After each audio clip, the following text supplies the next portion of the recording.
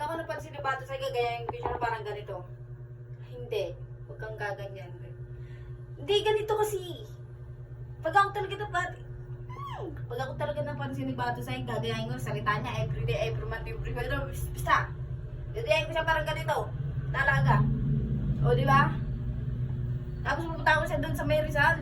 Nagbumotor lang ako, pupunta ko siya, be. Ano, kaya niyo yun? Pag talaga napansin talaga ito, pupuntahan ko siya. As in, na-absent ako sa trabaho.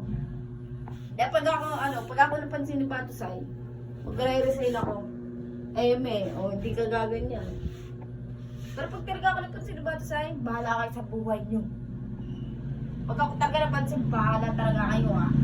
Tapos content. Huy, hindi ka gaganyan, be. Batusay? Hindi mo na ba ako papansinin, ha? Kami nila Tiano, hindi niyo ako papansinin. Charot. Hindi ka gaganyan, be. Oy, Batusay, pansinin mo na ako, promise. I got you, bro.